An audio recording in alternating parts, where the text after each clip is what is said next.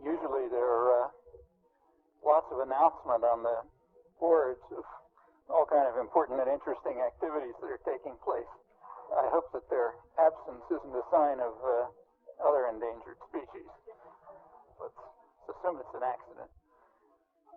The last talk I gave here was almost exactly a year ago. Right at that time, major atrocities were just beginning in a place that's had more than its share of them by far. They became an extraordinary catastrophe later on in the year, and in fact still continue. About a month after that February 1999 meeting, another major catastrophe was initiated, and it's also still continuing. These two events, though in the opposite order and with the opposite emphasis, introduced two related themes that have really dominated political and moral discourse in the past year, namely the related notions of sovereignty and humanitarian intervention. It's not the first time they've come up, of course, but they came up with renewed and, I think, unprecedented intensity. The way the issues were pursued is interesting and I think instructive, and that's one of the aspects of sovereignty and freedom that came up rather dramatically last year and that I'd like to take a look at. I'd like to take a look at both. The other I'll get to in a minute. Sovereignty has to do with the right of political entities to be free from external interference. In the past year, that issue, the issue of sovereignty, has arisen in two domains. One's the one I just mentioned, having to do with the right to be free from military intervention. Here we turn to questions of world order, and in fact a particular form of world order based on sovereign states. And the two major illustrations from 1999, the ones I mentioned, were, as I assume is obvious, East Timor and Kosovo. The second form of interference with sovereignty, understood as the right to be free from external interference, has to do with the socioeconomic order.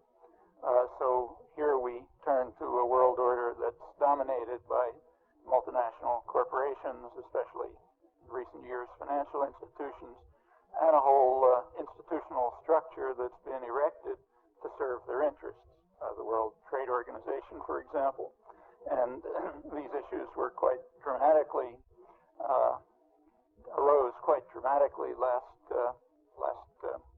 November in Seattle, and then again in Montreal just a few weeks ago. Domestically, they go on all the time. A current case is the effort of pharmaceutical corporations to block funding of Medicare prescriptions, strongly opposed by the pharmaceutical corporations, because it might open the way to free trade measures and market reliance, to which they're strongly opposed, rather naturally. Well, I want to say a few words about each of these topics and their context and ramifications. First, kind of a general comment. Sovereignty is not a value in itself. It's a value only insofar as it relates to freedom and rights more generally. Sovereignty can either enhance such freedom and rights or can injure them. I'm taking it for granted here that when I talk about freedom and rights, I'm thinking of flesh and blood people, not abstract political or legal constructions like, say, states or corporations. If they have any rights, these should be derivative from those of people. That's what I'll be assuming. I want to make clear that it's a controversial assumption, though I don't think it ought to be. In the past century, it has been very strongly opposed by advocates of rights of what are sometimes called organic entities beyond those of people. I should say that this issue is usually discussed in a context which I think is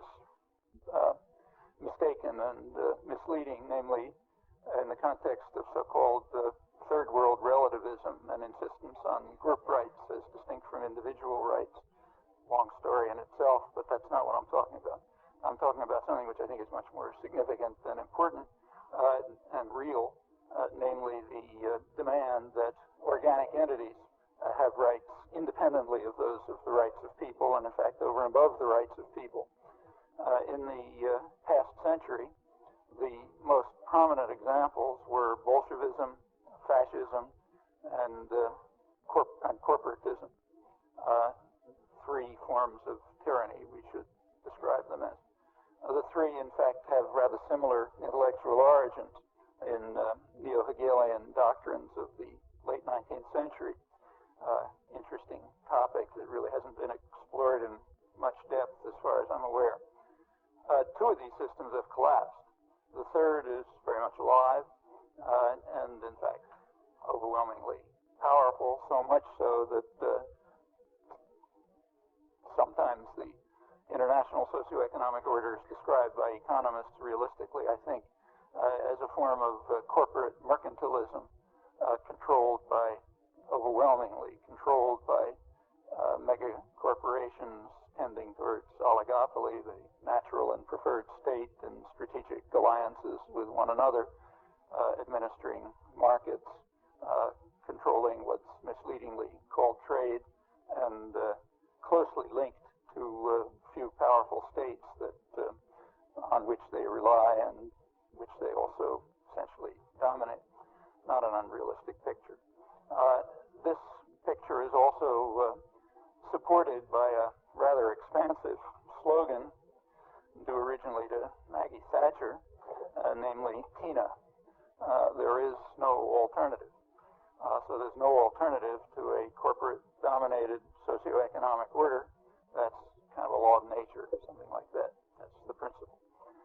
Sometimes all of this is concealed in other kinds of rhetoric, which I think are pretty misleading. So sometimes it's called globalization, which it is, but it's a particular form of globalization. There are many other possible forms. Sometimes it's called neoliberalism, which I think is a highly misleading term. For one thing, because it's not new, it's centuries old. And secondly, it would shock classical liberals, if there were any. Sometimes it's called has to do with free trade agreements, which I think is again misleading. The things referred to are not about free trade. They have highly protectionist elements, and they're certainly not agreements, at least if the general population is supposed to be involved in agreements. That's the reason, in fact, why there's every effort made to try to keep them secret, and why when they kind of leak out, they usually get smashed down. The problem was pointed out by the Wall Street Journal a year or two ago.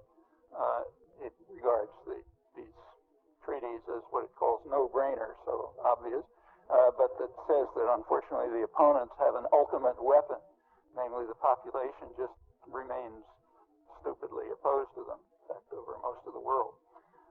So they're not agreements, and they're not about free trade. In part they are, but not much. The early stages of this corporatization, the crystallization of this regime, in the early stages, say about a century ago, there was rather frank and open discussion of what it all meant. So in the early phases of what's now called the corporatization of America, conservatives, which is like classical liberals, a breed that no longer exists except for name, but there were conservatives then, and they condemned the rise of corporations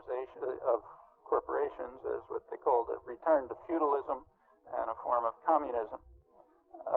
Similar, and that makes sense on classical liberal grounds.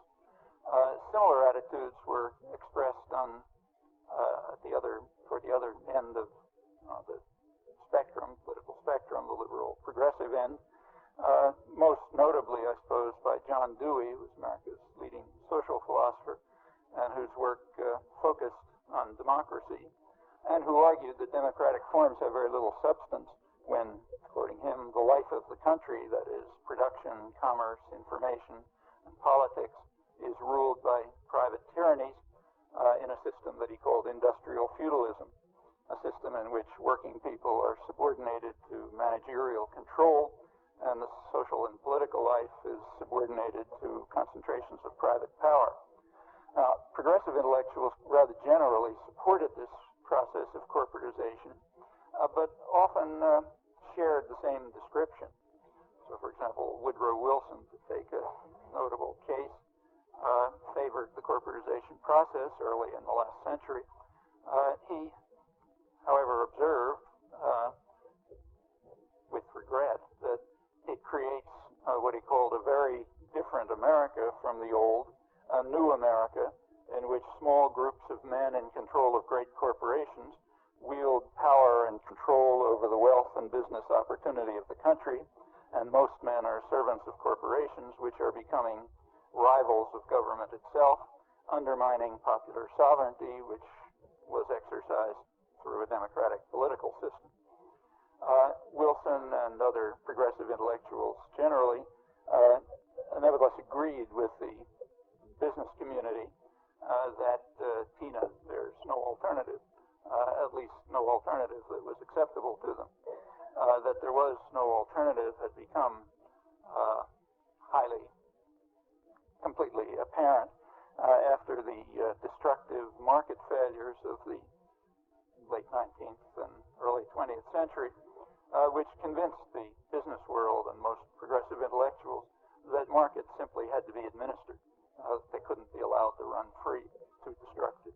The only question is, how would they be administered, and business naturally preferred to do it itself.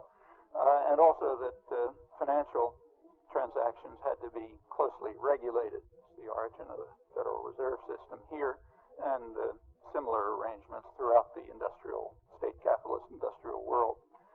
Similar questions are very much on the agenda today, but in the international arena. I'll return briefly to some aspects of the concern for freedom and sovereignty there, but first let me go back to the other aspect, the interstate system, and the question of the use of force in violation of the fundamental norms of world order. Well, first of all, what are those norms? Not trivial. For Europe, and by Europe I mean to include its offshoots in North America and the Pacific, so for what's sometimes called the West, the principle, which goes back a couple hundred years, was supposed to be that sovereign states are to be free from military attack. That's the doctrine. It was hardly observed very scrupulously within Europe in the centuries that followed, but that was the doctrine. The doctrine, however, was nuanced. It held explicitly only for what were called civilized states, and not the world outside of Western civilization. That world had to be conquered for its own good. That's what we now call humanitarian intervention. It's not only a right, but it's a duty of the civilized states to undertake this task. That's the traditional view, very strongly expressed about a century ago. Heard again today. It's not very different. I should mention that these issues are viewed rather differently among the conquerors and among the victims. So in the West, the standard reaction to all of this is that it's unimportant, boring, old hat, that's ancient history, we've changed course, something which happens every few years if you look at the record. We're in a new era, and we can forget all of this old-fashioned nonsense, forget history. That's the view among the conquerors, commonly, standardly, in fact. Among the victims, it looks a little bit different. They're not much reported in the West, but you can find out what they say if you make some effort. They look at the new era and they see the old era. That is, they see something very familiar. The same institutions, the same culture, the same self-aggrandizement, and therefore they consider history quite relevant. The view, again, is dismissed here, often dismissed with considerable ridicule, which is kind of understandable when you consider what history reveals. So let's break the rules and look at it from the point of view of the victims, pay a little attention attention to history, say starting with 100 years ago, when humanitarian was all the rage.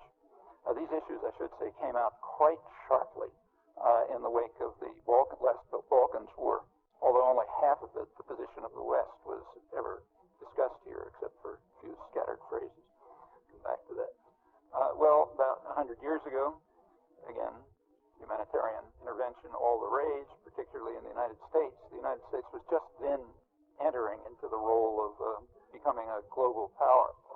A century ago, it had completed the task of felling trees and Indians and expanding to its natural borders, quote from a leading American historian, and it was ready to go beyond the Indians and the trees, having fallen and the natural borders having been reached.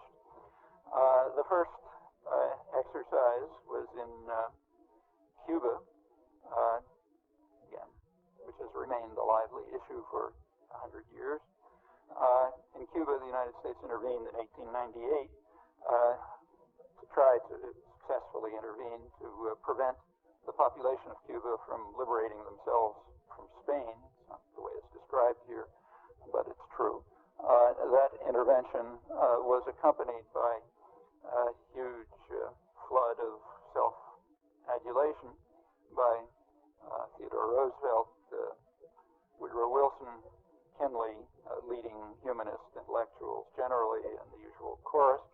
The intervention was undertaken, to quote some standard observations, in the interests of civilization, humanity, and liberty, in obedience to the dictates of humanity, in fulfillment of high public and moral obligations in the name of humanity and civilization. A century later, the same rhetoric resounds with about as much plausibility.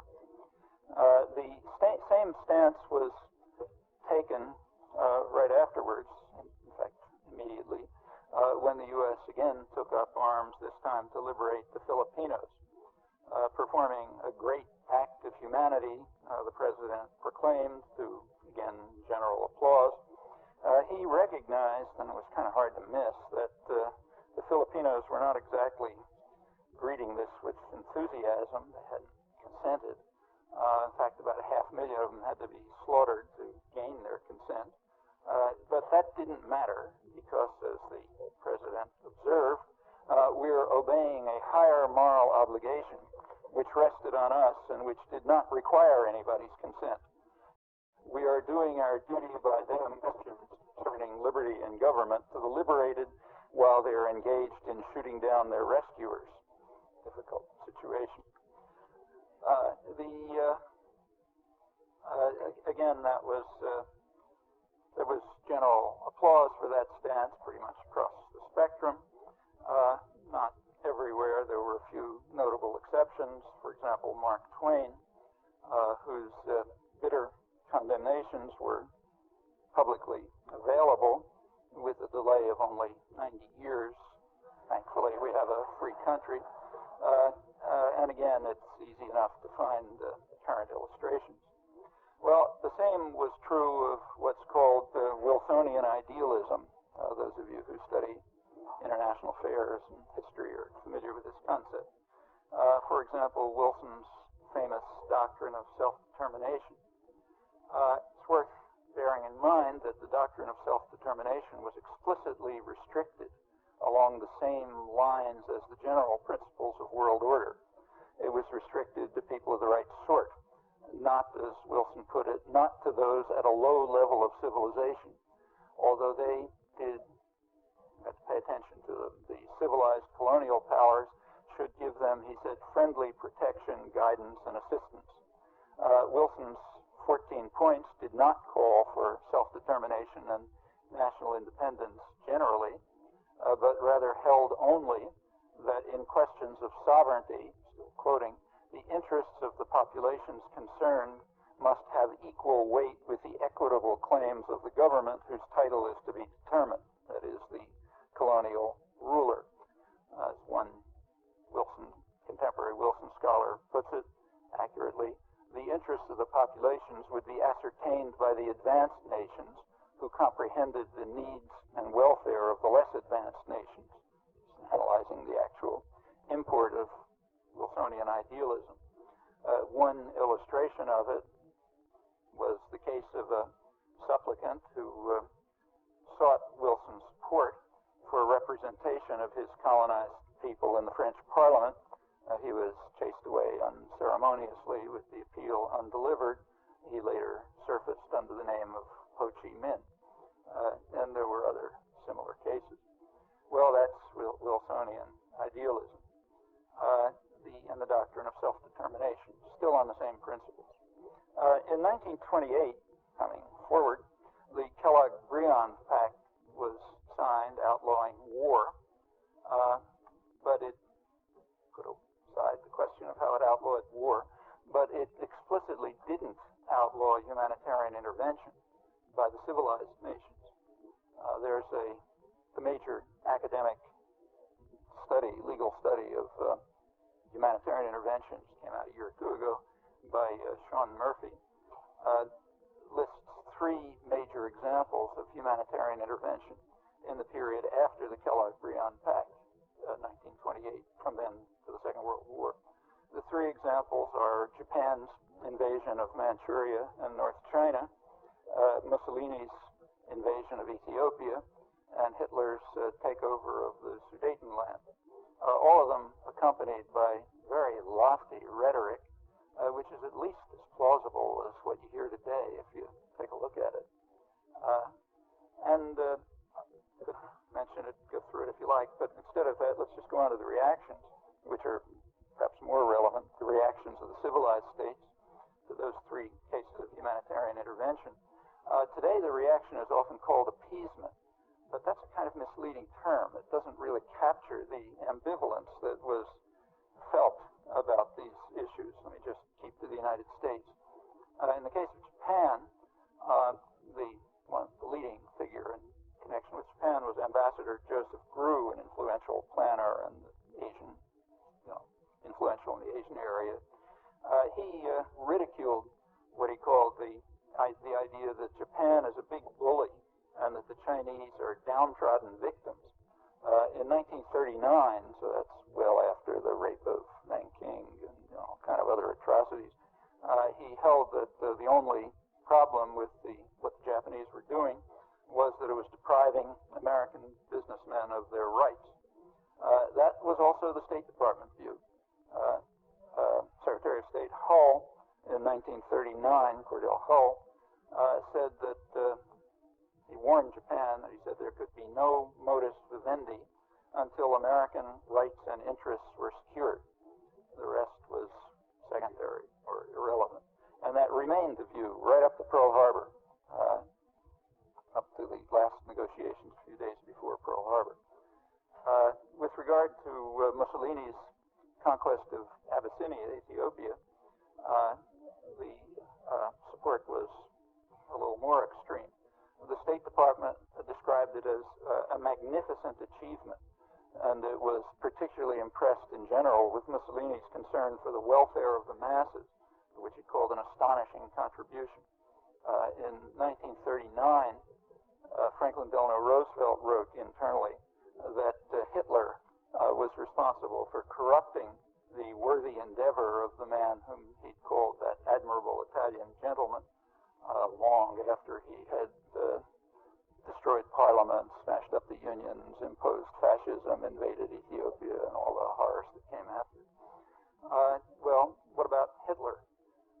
When Hitler took over the Sudetenland in order to overcome ethnic conflict and grant all the peoples their rights, even had been invited in by President of Slovakia, who wanted, so all legitimate. The U.S. reaction was again ambivalent. A. Burley, who was one of Roosevelt's leading advisors, said internally, it's public now, that the reconstruction of the Austrian Empire under Germany is probably necessary and not alarming.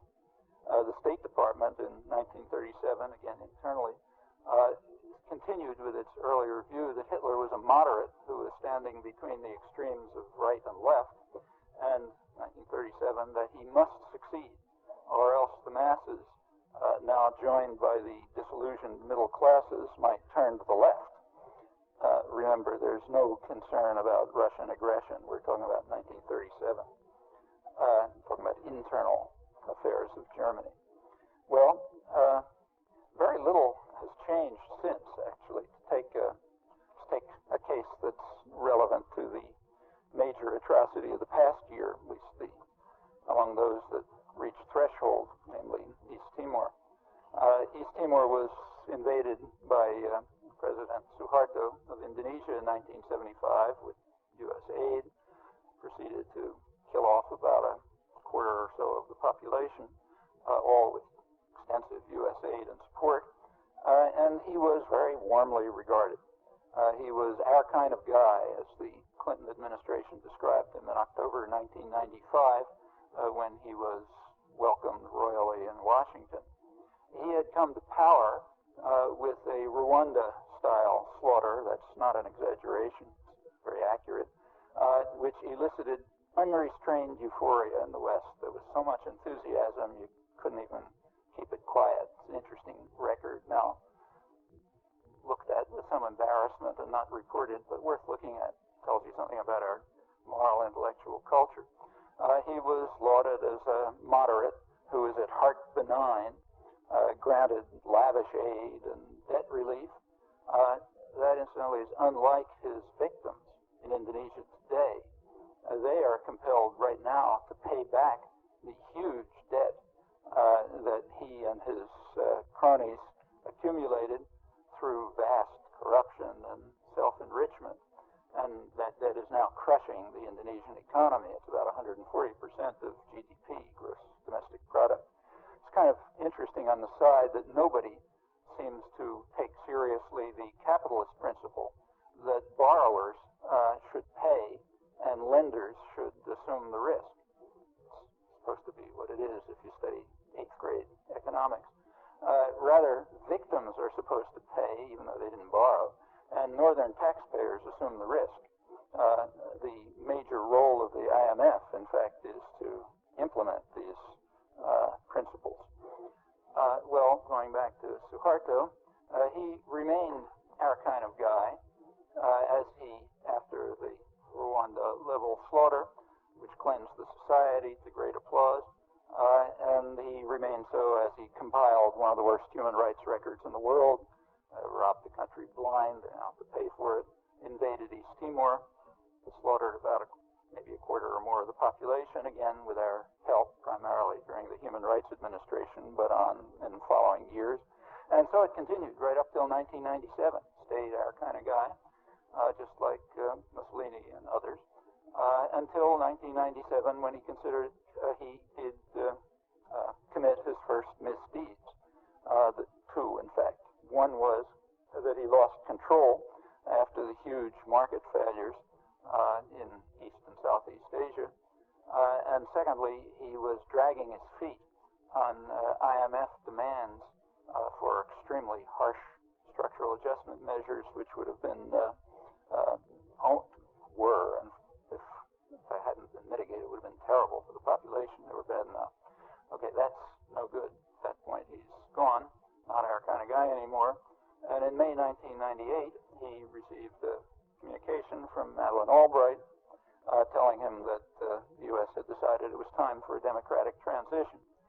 A couple hours later, he resigned and handed power over to his vice president, Habibie. I don't mean to suggest, incidentally, that this is simple cause and effect, but it does symbolize the relations of power that evolve and tell you something about what could have been done all along. There are still more dramatic examples, which I get to.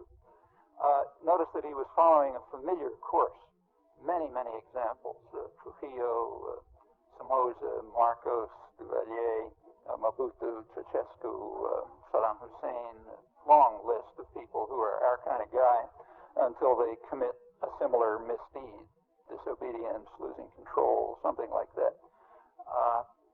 Takes a good bit of talent not to see the pattern or to understand the reasons for it. Commonly, this is described as a Cold War phenomenon. I'd really urge that you look at that carefully. That's a nice way of kind of covering up, but you have to ask whether it's true.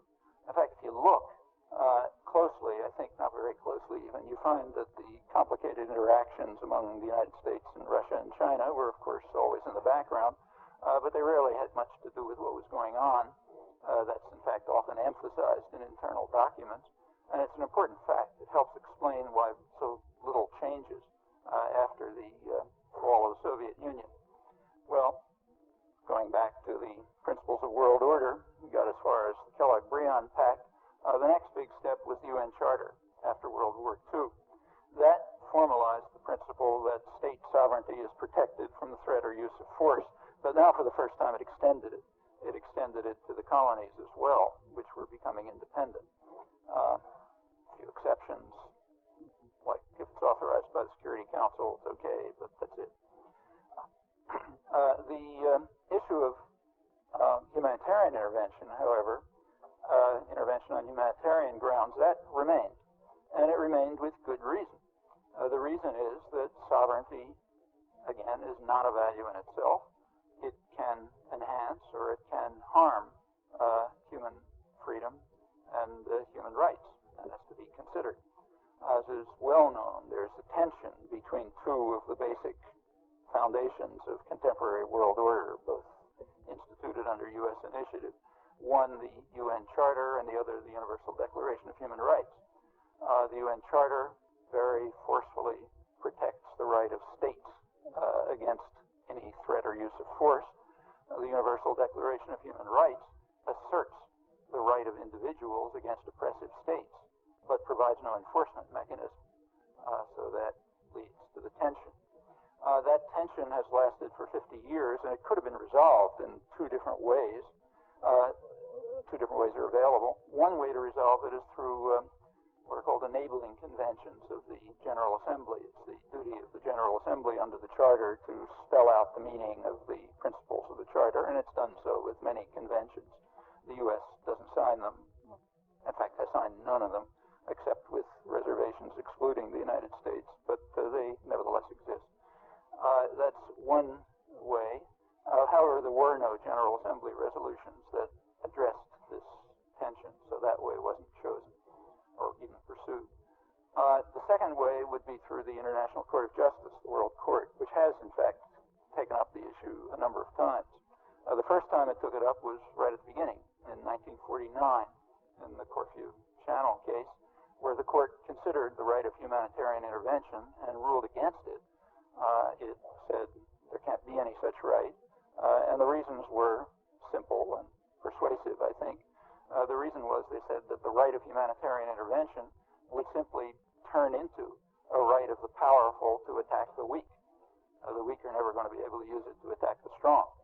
So, for example, under the principle of humanitarian intervention, to fast forward a couple of decades, the United States attacked Nicaragua, and in principle, Nicaragua has the same right to attack the United States, but that's exactly what the court was pointing to.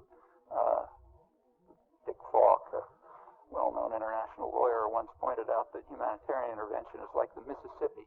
It flows from north to south. And that was the point that the court was making. The alleged right of humanitarian intervention, it said, will quickly become just old-fashioned colonialism, the right of the powerful to do as they like.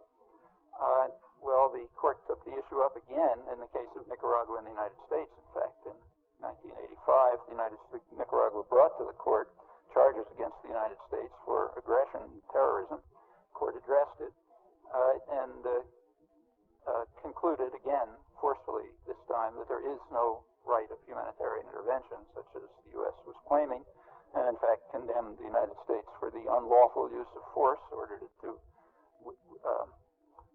terminate those illegal actions, and to pay substantial reparations. That's the second time that the issue came up to the court. These decisions of the court or conventions of the General Assembly would make some difference if the powerful paid any attention to them, but of course they don't. It's another principle of world order. The most important case is that of the United States, because overwhelmingly powerful. Also, it's just the most important for us because it's the one that we're responsible for, whether we like it or not. And the U.S. position, which you can certainly find out about, has been very consistent. It has been consistently opposed to the rule of law and consistently in favor of the rule of force, and very openly. Sometimes secretly, but by now most of it's public. That goes back to 1947. In recent years, it became very public.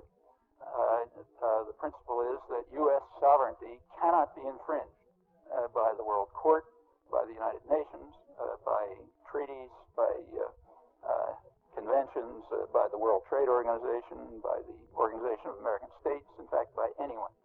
That's the United States will determine, the official position is that the United States will determine for itself what lies within its own jurisdiction. That position was announced, had been stated before, but it was announced very forcefully and clearly and should be studied by everyone in 8th grade civics again, certainly in college. It was announced at the, in response to the World Court judgment in the case of Nicaragua versus the United States. The State Department responded that, just what I said, the U.S. cannot accept any interference with its sovereignty. It will make its own decisions as to what lie within the jurisdiction of the United States, the domestic jurisdiction, and it also gave the reasons. The reason is that most countries don't agree with us, and therefore they can go down the tube. The case that was under the domestic jurisdiction of the United States in that case was the unlawful use of force against Nicaragua. Let me stress, I'm not talking about Jesse Helms. This is a position adopted across the spectrum. You can tell that by the reaction to the World Court decision. The court was condemned across the spectrum, and to the U.S. response to the World Court, which has never even been published. I mean, of course, it's public, but you have to look hard to find it. I can tell you where if you like. I've talked about it a couple of times, and maybe 2 or 3 other people have, but it's just not part of history. And the reason is not, maybe it's partly out of embarrassment, but I think it's mainly because it's just taken for granted. It's taken for granted that most of the world is out of step, and therefore we just have to do what we want. I mean, it becomes kind of vulgar when Jesse Helms states it, but it's stated in more mellifluous tones pretty much across the spectrum. And it's not that other countries are different. I mean, like Luxembourg would probably react the same way if it could, but the U.S. can, and can be stopped only internally by its own citizens, who, of course, at least first have to know something about it, and great care is taken to make sure that they don't. Well, all of this is highly relevant for 1999. One example that's particularly relevant and should again be committed to memory by anyone who's concerned with human rights or international affairs or the rule of law, and certainly should be committed to memory by any American citizen who's concerned with their own country. That is the reaction of the U.S. government publicly when Indonesia invaded East Timor in 1975. Well, the Security Council did vote, and the U.S. agreed. It was, reluctantly agreed, but it went along. There was a unanimous vote of the Security Council ordering Indonesia to withdraw immediately and unconditionally. But nothing happened. And the reason why nothing happened was explained a couple of years later in his memoirs by UN Ambassador Daniel Patrick Moynihan, who's a highly respected advocate of international law and all wonderful things.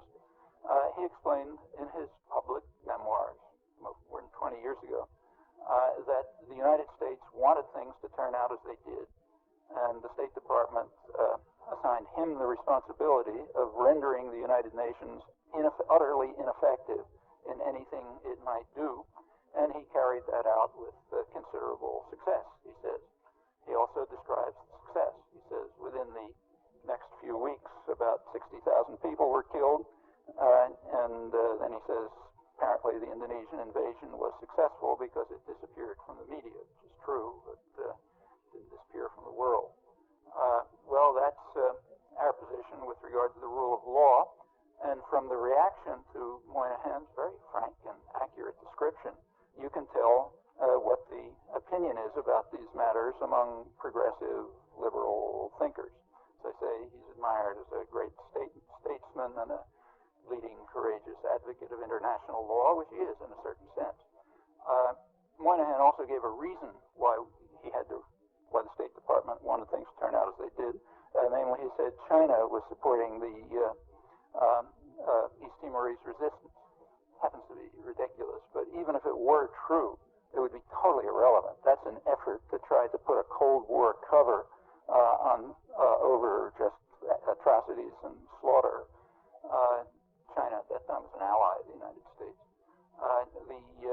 But it doesn't matter. Well, the end of the Cold War did make a difference, not the difference usually discussed. It had immediate consequences. One immediate consequence of the end of the Cold War was that non-alignment disappeared for a simple reason. If the world is run by two gangsters, one big one and one smaller one, then there's a little space in between. You kind of play the interests of one against the other. When the smaller gangster disappears, that's gone. And in fact, if you notice, the non-aligned movement has disappeared. I mean, it still has meetings, but nobody even bothers to mention them. A second effect was that it became possible to disregard almost entirely the interests of the so-called South. And that's happened too.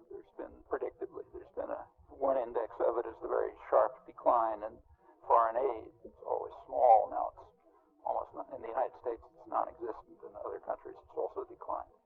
A third effect, and that's relevant here, is that with the Soviet deterrent gone, there's much more easy resort to the use of force now under the traditional guise of humanitarian intervention. There's an illuminating record of the past 10 years. I'll skip it lack of time. So let's move on to 1999, right after the last meeting of this forum, which I attended at least. From the end of March 1999 until about mid or late summer, we were back to the days of McKinley and Theodore Roosevelt and others. It's striking, incidentally, that Theodore Roosevelt was actually regularly invoked, publicly invoked as a kind of a model, which is rather astonishing if you look at his actual record.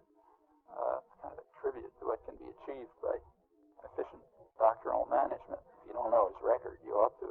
There's a reason why Hitler admired him. The doctrine was revived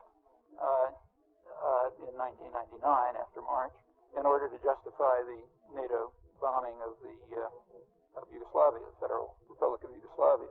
And it's revived in very familiar terms. I'll read you a couple of the examples. What Tony Blair, the British Prime Minister, called the new interventionism was described as a new and glorious era in world affairs. The United States is at the height of its glory, as Boston University historian David Fromkin put it. With us at the height of our glory, the enlightened states will use force where they believe it to be just, discarding the restrictive old rules and obeying modern notions of justice that they fashion. The crisis in Kosovo illustrates America's new willingness to do what it thinks right, international law notwithstanding. I happen to be quoting from the left end of the spectrum, incidentally, in the lead article in Foreign Affairs. Also, international opinion notwithstanding. Though it was barely reported here, outside the West, the bombing was very widely condemned. It was condemned on Corfu Channel grounds, on the grounds of the 1949 World Court decision. So, for example, prominent Israeli, this is true even in client states, so I'll pick that as an example. In Israel, one of the most prominent commentators on military and strategic affairs, intelligence background, all that, he captured the general mood around the world. He described the enlightened states as a danger to the world. He said their new rules of the game are a reversion to the colonial era, with the resort to force cloaked in moralistic righteousness, as the rich and powerful do what seems to them to be justified. He also predicted the proliferation of weapons of mass destruction and new strategic alliances simply for self-defense. And if you've noticed, that's been happening. Well, here the picture was again quite different. Perhaps it was captured most clearly by New York Times analyst Michael Wines. He said, Americans flush with victory over communism and in humanity think ever more reflexively that their values are the world's. But they're wrong, he said. They must come to learn the deeply sobering lesson that there's a deep ideological divide between an idealistic new world bent on ending inhumanity and an old world equally fatalistic about unending conflict. And outside the civilized West, things are even worse. The renegade elements, he says, failed to see that the idealistic new world was bent on ending inhumanity in Kosovo and elsewhere, and they failed to see that it did so. These renegade elements he didn't list, but they include mainstream commentators in Israel, Egypt, India, Latin America, in fact, most of the world. But it's not surprising that the whole world, most of the world, consists of renegades, given that even Europe, part of the civilized world, does not comprehend their magnificence. Again, nothing new in world history here, and if people care, it's not all boring old stuff. You can learn something from it. Well, in order to justify the new interventionism, it's necessary to demonstrate one or the other of two things. One thing, you could justify it by showing that it was motivated by concern over ethnic cleansing and other atrocities. Or you could show, well, it wasn't motivated by those concerns, but it had the effect of overcoming them. One or the other would be a justification. But what about the first? It was motivated by those concerns. There it's not necessary to give an argument, because it's an axiom. So it need not be discussed. And if you look at the vast literature on the topic, you'll notice it's not discussed. It's axiomatic, so we don't have to bother with it. The second point takes a little fancy footwork, illustrated nicely in the major opinion piece in the New York Times last Sunday by one of the leading advocates of humanitarian intervention, Michael Ignatieff. He recognized that although it's a great thing, sometimes it doesn't work. And he said, even in Kosovo, where decisive force was used, airstrikes failed to stop the massacres and deportation of civilians. Well, that's not exactly the story. The airstrikes did not fail to stop the massacres and the deportation of civilians. Rather, uncontroversially, they instigated the massacres and the deportation of civilians, and uncontroversially, that was exactly as indicated. That's the standard rendition. The order of events has simply routinely been reversed. Routinely. I mean, I've picked up hundreds of examples. It's a reflex by now. Fact is, before the airstrikes, we now have a huge amount of documentation about this. Before the airstrikes, Kosovo was an ugly place, like a lot of the world, but NATO and the State Department and the European observers on the ground, who were, as they point out, unimpeded, and other unimpeachable sources, were unaware of any increase in the level of violence or of deportations. They were unaware totally. The last reporting period for the UNHCR, the UN High Commissioner for Refugees, the international agency in charge of refugees, and they were all over, like the Red Cross and the Monitors and others. This was very well reported. Their last reporting period covered the final 2 months before the bombing, January 20th up to the bombing, and they recorded, they say, more than 65 violent deaths on all sides, Serbs and Albanians, well distributed, in fact, and also a number of abductions, almost all attributed to the KLA, Kosovo Liberation Army, the Albanians. They also described what they call the regular cycle. The regular cycle was attacks against Serb police and civilians by the KLA, followed by a disproportionate Serb response, and then more guerrilla attacks from bases in Albania. There is, again, a rich documentary record available if you want to look, and it's highly consistent through it. Furthermore, it was anticipated that the bombing would lead to a sharp escalation of atrocities, primarily in areas of KLA activity and likely invasion routes. And again, the detailed record shows that that's exactly what happened. Furthermore, the NATO commander, General Clark, told the press that he he had never been, as far as he knew, there was never any intention of the political leadership, certainly if there was, it never got to him, to have anything to do with ethnic cleansing. He said it was never the intention of the political leadership to deter ethnic cleansing. In fact, it couldn't have been because most it followed the bombing. He also pointed out, just when the bombing began, that it was predictable that the bombing would stimulate atrocities and ethnic cleansing, indeed as it did. Furthermore, while the U.S. and Britain were planning the bombing several months before, they were also defunding the UNHCR, the agency responsible for taking care of refugees. It had to cut its staff quite sharply in January 1999. Now the agency is criticized for its failure to respond appropriately to the anticipated refugee flow. It's true, it couldn't respond very well. It would have responded better if it hadn't been defunded by the United States. That's really pressing cynicism to unusual limits. Finally, if we really have entered a glorious new era, then it's necessary to explain the fact that at the very same time, the self-anointed enlightened states were actively contributing to escalating atrocities that were comparable or worse. They were not looking away, as the apologists for state violence like to say. They were looking right there and acting to escalate them right within NATO and elsewhere. Takes, again, a good bit of talent to miss this. Give you some examples if you like, but let's just turn to the one that I mentioned at the outset, the second major atrocity of 1999, which was building up right at that time, same time, East Timor. Another test of the doctrines of sovereignty and justice that are being forged by the enlightened states. Well, I mentioned that in May 1998, our kind of guy, Suharto, was informed that his time was up, and he resigned, handed power over to Vice President Habibie.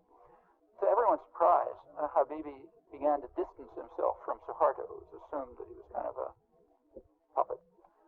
And one of the ways was with regard to East Timor.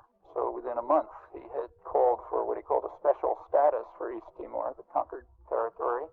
A month later, the foreign minister, suggested that there should be some sort of autonomy within Indonesia.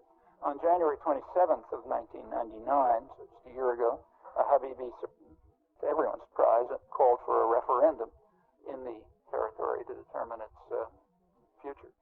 Well, that was one tendency. Meanwhile, there was a separate track going on. Clinton had increased military aid and training for the Indonesian military, rather sharply increased it, that in Britain as well.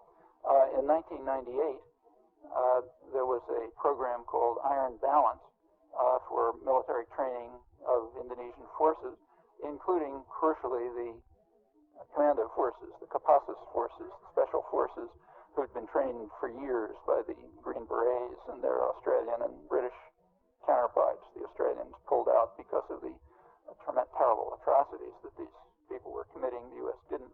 In 1998, they were still being trained by Clinton in a new program. That program was kept secret. The reason was that it was in violation of congressional restrictions. It was reported very prominently reported in England, Canada, international wire services, and so on, not reported in the United States. In November 1998, the Kopassus units began to infiltrate into East Timor. Hundreds of newly trained special forces units, incidentally given training in counterinsurgency, exactly the things they needed to use in the year that followed and did. Shortly after, in fact, right at about the time of my talk here last year, Operation Clean Sweep was initiated in February, with atrocities beginning. Also in November 1998, Indonesia brought in about 5,000 other new recruits. All of them, they and the Special Forces units, the Kopassus units, kind of blended into the East Timorese environment, like took off their uniforms and that sort of thing. They're the core of what were called the militias, the paramilitaries later on. By April, of 1999, the atrocities had become quite extreme. One of the best reported ones outside the United States was a massacre in a church in the Cuisa, where about maybe 60 people were murdered. They took refuge in the church by the army and its paramilitaries. Shortly after that, Pacific Commander Admiral Blair visited the chief of the Indonesian Army, General Wiranto, and assured him that our U.S. support would continue. By early August, the church, which has been quite reliable in the past, estimated that 3,000 to 5,000 people had already been killed that year alone. The leading Indonesia historian, East Timor historian, John Taylor, of British historian, estimates that by August 30th, the date of the referendum, about 5,000 to 6,000 had been killed in 1999 alone, a couple 100,000 before then. Notice that if the church figures are accurate, the 3,000 to 5,000, that would be about twice the level of Kosovo in the year prior to the NATO bombing. Of course, it went up after the bombing, as expected. U.S. training exercises continued. The last one announced by the Pentagon, though not publicly reported, it was public, but it wasn't reported, ended on August 25th, 1999, 5 days before the referendum. That was training in human rights and other things. The British were the same. The British have something called, the Labour Party has a thing called the ethical foreign policy, which you probably read about. One part of the ethical foreign policy was sending Hawk jets to Indonesia. They were very useful ever since 1968, 78 in massacring and intimidating civilians. And more were sent in 1999. In fact, they continued to be sent up until September 23rd, 2 weeks after the European Union had declared an embargo, 3 days after the UN, basically Australian forces had entered. That's the ethical foreign policy. Here in the United States, there was domestic protest, both among the populace and also in Congress. The Senate in late June 22nd, again June 30th, voted unanimously on an amendment calling on Clinton to put conditions on any further aid to Indonesia until it terminated the very visible atrocities that were going on. On May 5th, that wasn't reported here. You can read about it in the Irish Times if you like. On May 5th, there was an agreement between Portugal, which is the administering authority, the UN, and Indonesia, which is the occupying army, an agreement on a small, unarmed UN mission for East Timor. Its arrival was delayed by Clinton. As the atrocities mounted, the mission and others kept reporting. The United States refused even to enter into any discussions about action, possible action. The official position, the official announced position, was it's their responsibility, Indonesia. It's Indonesia's responsibility, and we don't want to take it away from them. That position was reiterated as late as September 8th. That's about 10 days after the referendum. At that time, half the country had already been destroyed, and hundreds of thousands of people driven out, unknown numbers killed. But we don't want to take it away from them. It's their responsibility. Remember, we're now at the height of our glory in the era of the new humanism. The internal line was that we don't have any dog in this race, right? So it's of no interest to us. We don't have any dog running in this race. That actually changed, mainly partly on account of domestic pressure, but primarily on account of Australian pressure, which was significant. And the conclusion was reached that we do have a dog in this race, a big dog, namely Australia. Notice that the victims are not even a small dog. They don't count. What was going on was rather accurately described. The high leading Western diplomat in Jakarta said, Indonesia matters, East Timor doesn't matter. Two leading Asia specialists of the New York Times, Elizabeth Becker and Philip Shannon, on September 9th had a front-page analysis in which they pointed out accurately that the Clinton administration has made the determination that its relations with Indonesia, a resource-rich country of 200 million people, are just much more important than its any concern about a small, impoverished territory of 800,000 people. Natural. Therefore, we're not going to do anything about it. Well, under the pressure that arose, particularly the big dog, Australia, Clinton finally, on September 10th, made some mild gestures. Strikingly, the Indonesian generals instantly reversed course within a day or about 2 days. They had agreed to do what they had insisted they would never do, namely withdraw. That illustrates the latent power that has always been there, dramatically so since the economic crisis of a couple of years ago, and tells you exactly who has been responsible for these atrocities ever since the beginning, and certainly in 1999. It was never necessary to resort to bombing. It was never necessary to threaten sanctions. All that was necessary was to advise the generals that the game is over and to stop contributing to it. And that's precisely what wouldn't be done and isn't discussed, and this is far from the only case. What about sovereignty? Well, notice that the issue of sovereignty never arose. There is no sovereignty. The sole claim to sovereignty that the Indonesians had in East Timor is the claim that the Nazis had in occupied Europe, namely they conquered it.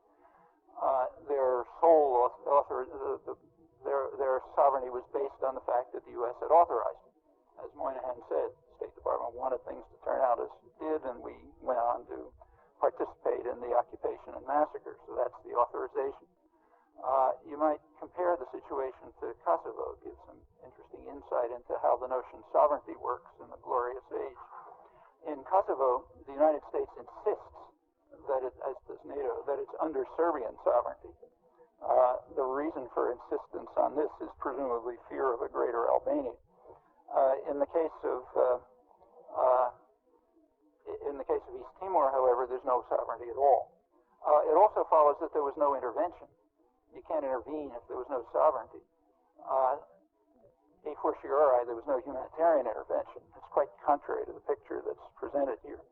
The UN peacekeeping forces entered a Portuguese-administered territory after the occupation army had withdrawn, having been informed by the boss that the game was over. That's not humanitarian intervention. In fact, it's not intervention at all. From the point of view of the Australians, at least the population of Australia, there was humanitarian intent, which is very rare in history, maybe one of the few examples, but has nothing to do with humanitarian intervention, and there was no sovereignty. Well, the new humanism is a kind of an interesting, doctrine. The doctrine is the new norms of justice crafted by the enlightened states, to quote that earlier rhetoric, is that where we insist on sovereignty, it's, as in Serbia and Kosovo, it's outlandish and old-fashioned and to be disregarded at will if we decide to use force, anticipating that the use of force will sharply escalate atrocities. On the other hand, when there's no sovereignty at all, we must not only accept it, but accord it the most delicate and scrupulous respect if we prefer to allow the atrocities to continue with our help. That's the doctrine.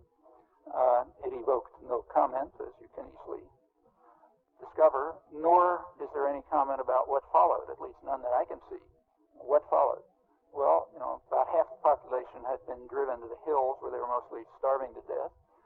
There were no airdrops from the U.S. Air Force, which is capable of pinpoint bombing of civilian targets in Belgrade and Pančevo and so on, but apparently is incapable of dropping food to people starving in the hills where they have been driven by U.S. trained and armed forces, nor was there any comment about that.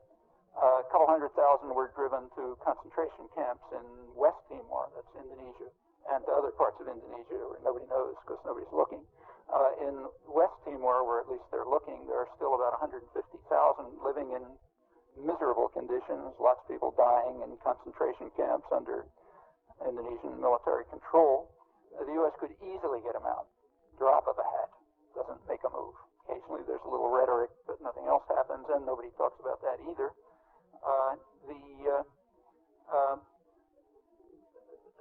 In order to find out what happened there, it would have been necessary to send forensic experts.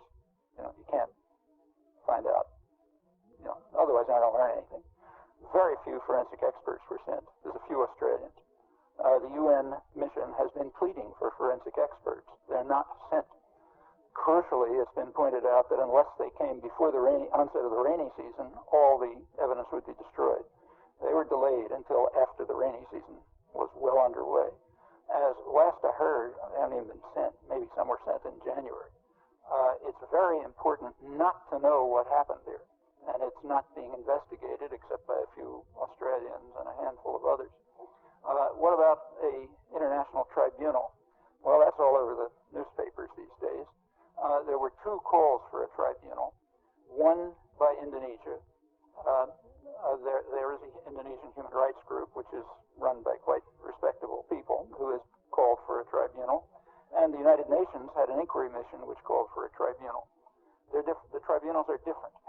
One, the UN tribunal, would be more or less independent. Another is that it calls for an investigation going back to January 1999. That is the beginning of Operation Clean Sweep. The Indonesian tribunal is different. It wants to limit the investigation to after the referendum, August 30th. That's after maybe 5,000 people had already been murdered. Pardons have already been granted. The president, who has already granted a pardon in advance to General Wiranto in case he gets sentenced.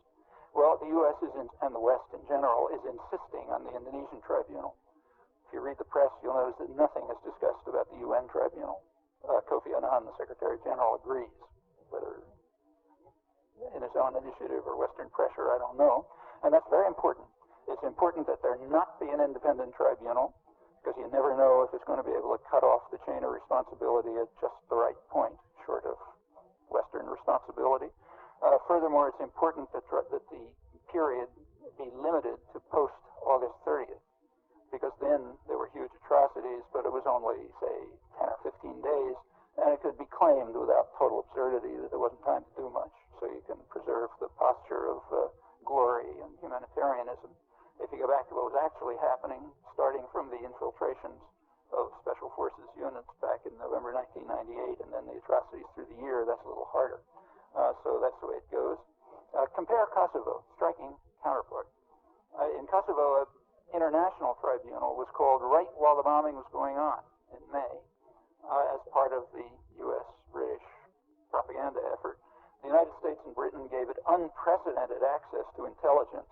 Nobody thinks it's going to give any intelligence to the Indonesian, or if there were one, UN tribunal. The place was swarming with forensic experts. As the NATO forces came in, there were literally thousands of forensic experts trying to find any trace they could of an atrocity. And the reason was frankly described in the press. Quote, the reason was that proving the scale of the atrocities of the crimes is important to NATO politically, to show why 78 days of airstrikes against Serbian forces and infrastructure were necessary. Well, actually, the logic is kind of interesting. The logic is that crimes that were, the crimes, if they're found, provide justification for the bombing, of which the crimes were the anticipated consequence. That's kind of an intriguing logic, but that's accepted universally. Nobody questions that. Incidentally, the term Serbian infrastructure just means Serbian civilian targets struck in war crimes. In East Timor, in contrast, it's much better not to find out anything, no matter contorted logic or not, and the commentary, media, and others are cooperating. So the U.S. role is completely excised from 1975 and through 1999. However, there are some similarities between these two major atrocities in the Western reaction. In Kosovo, the U.S. is contributing virtually nothing to the civilian mission. And in East Timor, it's contributing virtually nothing to the civilian mission, and furthermore calling for a reduction in the size of the small UN mission that was sent there. So there are some similarities. All of this story is, I think, fitting in to a terrible century, particularly when we consider the decisive U.S. role throughout. It's worth considering. Well, let me conclude.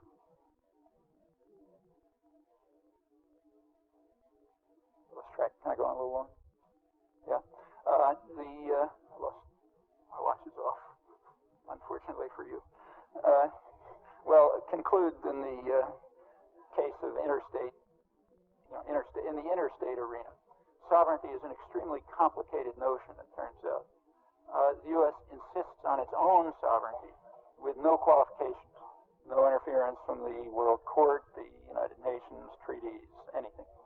It insists on the non-existing sovereignty of its murderous clients. It insists on the sovereignty of Serbia over Kosovo for its own reasons, but that sovereignty can be freely violated, as can anyone else's when you like. It kind of looks complicated, but from another point of view, it's really quite simple. It works by a very simple principle, namely the principle described by the World Court in 1949 in the Corfu Channel case, namely the powerful and privileged do what they like. And it's the task of the educated classes, folks like us, to be cheerleaders, to declare passionately that it is all right and just, indeed even glorious. Nothing novel here or unique to the United States. These are about as close to historical laws as a complicated world allows. Well, the same principles apply, I'll be briefer here, to the second major issue concerning sovereignty that arose in the past year. Very important one, but quite different. This has to do with sovereign rights in the face of unaccountable private power. Here, the official position is that sovereignty must be ceded. Popular sovereignty must be ceded to unaccountable private power. In contrast, it must be defended scrupulously against the World Court, the Security Council, or whatever. That means that democratic rights have to be reduced in favor of the rights of investors and corporations generally. A rather dramatic example of this, and an illuminating one, in the Biosafety Treaty that was just signed in Montreal a couple of weeks ago. That was a compromise. It was reached, I'll quote the New York Times, impeccable source, it was reached after intense negotiations that often pitted the United States against almost everyone else. The basic issue was what is called the precautionary principle. Here's the chief negotiator of the European Union. He said, countries must have the freedom, the sovereign right, to take precautionary measures with regard to genetically altered seed, microbes, animals, crops that they fear might be harmful. And the U.S. posed that. It insisted on the World Trade Organization rules, which state, I'm quoting, that an import can be banned only on the basis of scientific evidence. Okay? Let's just see what's going on. Let's kind of personalize it. Suppose that the biology department sends a representative in here and says, look, I want you people are going to be experimental subjects in an invasive experiment that I'm going to carry out. I'm going to stick electrodes in your brain or something or other. Suppose you say, well, look, I don't want to be. And they come back and say, I'm sorry, the law says you have to be, unless you have scientific evidence that it's going to harm you. Okay? This is the principle of, in the international arena, it's the principle of producer sovereignty. Producers do what they like. Chemical companies put whatever they want into the environment. That's producer sovereignty, not what you're taught in civics courses about consumer sovereignty. And in this case, the principles of the World Trade Organization simply universalize it. You have to be an experimental subject. There's nothing you can do about it. Nobody can provide scientific proof that these things are going to harm them. In fact, nobody knows one way or another. It's a huge experiment. As any competent biologist will tell you. But if Europe or the rest of the world decides they don't want to be experimental subjects, that's wrong. Because there's a overwhelming requirement, an overwhelming value, which is called trade, but has nothing to do with trade. It has to do with the right of investors to do what they want. And if they want you to be an experimental subject, you'll be one, unless you can provide scientific evidence, which will be evaluated by a secret trade panel run by business specialists under World Court rules. Let's be clear about the fact that there is absolutely no issue of principle here. If you look at the countries that were divided on the biosafety protocol, there was what's called the Miami Group, the United States, Canada, a couple others. Sometimes went along, then there's everybody else. By the sheer, of course, they were all talking about high principle. But by accident, it happens that that correlates exactly with who's going to profit from it. And I suppose that's an accident. Similarly, in the 1950s, the United States insisted that the predecessor of the World Trade Organization, GATT, exclude agricultural and dairy products. And in the 1990s, it insists that it include them. Have the principles changed? No. The role of agribusiness and its dominance has changed. And the same is true on issue after issue, where the U.S. insists on highly protectionist principles like protecting very strong patent rights to ensure that publicly subsidized corporations control the technology of the future, and indeed cut down development, because this is not only protectionist but also anti-growth. Yeah, that's a holy principle under trade. And in fact, you can kind of predict what's going to be a holy principle by looking at the very simple question of who's going to profit. It works remarkably well, another thing you're not supposed to notice. Well, again, the sovereign democratic rights of others just have to go. In this case, their right not to be experimental subjects if they don't want to be, when U.S.-based corporations can profit by that. They said there was a compromise, and see how it comes out. We have a lot to do with how it comes out, incidentally. It doesn't just happen by natural laws. The U.S. insistence on the World Trade Organization rules is entirely natural. The whole World Trade Organization is crafted, it's designed to transfer sovereign rights away from people through their governments and to concentrated private power. Again, there are nuances. So, for example, the European Union brought charges against the United States because of its embargo against Cuba, which the whole world regards as completely in violation of international law and the World Trade Organization. But in this case, the U.S. just told them to get lost. It said, we are not going to submit to the jurisdiction of the World Trade Organization. This is, the U.S. said, an issue of national security. We're trembling in fear that the Cubans may conquer us. Nobody laughed. Just a couple of days ago, the Clinton administration imposed very heavy tariffs on steel from South Korea, a couple other countries, and that's permitted under World Trade Organization rules on the principle that the imports harm U.S. firms. Well, the U.S. right now, and for years now, has been dumping chicken parts in Haiti, destroying one of the very few hopeful industries in the poorest country in the hemisphere, which incidentally has yet to recover from Wilsonian idealism and what followed up to the Clinton years and probably never will. Haiti is permitted to retaliate. It can close its markets to U.S. exports, just as the U.S. can retaliate against Haiti if it does something we don't like. So no one can claim that the World Trade Organization rules are not fair. They're very fair. They can close their markets to us. We can close our markets to them. Perfectly equal. The rules are that the rights of investors and lenders and speculators must prevail over those of people. Furthermore, corporations in the World Trade Organization regime are granted rights way beyond people. They're granted what's called the right of national treatment, meaning they have to be treated like firms in the country where they're operating. That is not a right that people have. If a Mexican comes to New York, he cannot claim the right of national treatment, obviously. In fact, tries it, he'll be in jail or out pretty fast.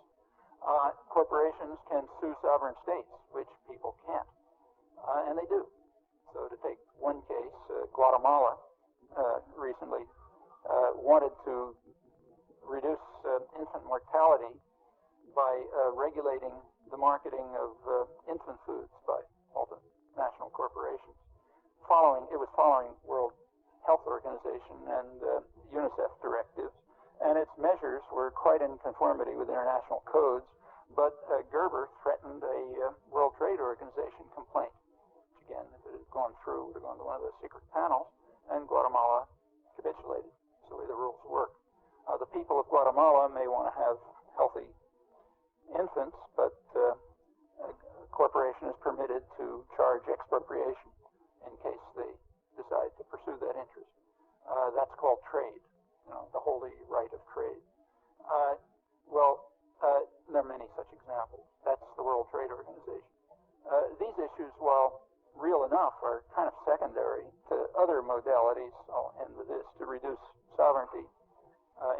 private power. The most important, surely, is the dismantling of the Bretton Woods system. That had overwhelming effects. This is a system that was designed by the United States and Britain in the 1940s, and remember, that was a time of very strong, in fact, overwhelming popular support around the world, and here too, for social welfare and kind of radical democratic measures. And in that context, the Bretton Woods system explicitly, no secret about it, you read what they said, we're thinking about just this. The Bretton Woods system restricted, it regulated exchange rates so they'd be more or less stable. That cuts down speculation. And it permitted countries to restrict capital flow. And the reasons were very well understood. Free flow of capital creates what was called a virtual parliament of concentrated global capital, which can exercise a veto power over governmental policies that it doesn't like, that it considers irrational. And that includes virtually any policy that's aimed at helping people rather than profits. Education, welfare, stimulating the economy, labor rights, anything. You can exert concentrated capital with free capital flow, can exercise a veto power over that. Well, that was the Bretton Woods system, blocked that veto power by restricting capital flow and stabilizing currencies. That led to what many economists call the golden age of modern capitalism, state capitalism. There was next 25 years or so, there was very high growth of the economy, of trade, of production, productivity, growth of capital investment, growth of welfare state measures, growth of wages. All of this was reversed in the early 70s. This had a much bigger effect on the world than the end of the Cold War. The liberalization of financial markets from the early 70s and the establishment of floating exchange rates, which dismantled this whole system. And it has had the expected effects. There has been a marked deterioration in virtually every macroeconomic measure. There's a deterioration in the rate of growth of the economy, of productivity, of capital investment. There are much higher interest rates overall. There's exceptions here and there, but overall this is true. Has been a stagnation or decline of wages in the United States, which is the richest country. For non-supervisory workers, most of the workforce, wages are well below, maybe 10% below what they were in the early 70s, even though productivity per worker has gone up almost 40%. That's unprecedented. Before that, wages were going up with productivity. Not anymore. They declined. There has been, people are working much longer hours, far longer. In fact, the highest in the industrial world by now. There's much greater market volatility, greater financial crises. There's a huge explosion of speculative capital, utterly overwhelms any national economy, in fact, all of them together. And in fact, much greater veto power in the hands of the virtual parliament, which you see. You see the effects. You see the effects in the decline of social health, all over the world, including the industrial world, the rich countries. And also a significant decline in democracy. That's the point, to restrict the options for popular sovereignty while increasing the power of the virtual parliament, mostly financial institutions. It's a concentrated attack on sovereignty under the principle that, there is no alternative. Here, sovereignty means democracy and human rights, not like the other issue. It's felt in the rich countries. It's very serious in many of the poorer countries. Well, contrary to self-serving pretense, the claim that there is no alternative is total nonsense, and anybody who thinks about it should be able to realize that. These are not natural laws. They're particular ways of organizing society. We have different ways. The socioeconomic order can be designed differently. The decisions made within the institutions can be modified or reversed. The institutions can be dismantled if that's appropriate. That's been going on all through history. In fact, that's why we have some kind of progress in history.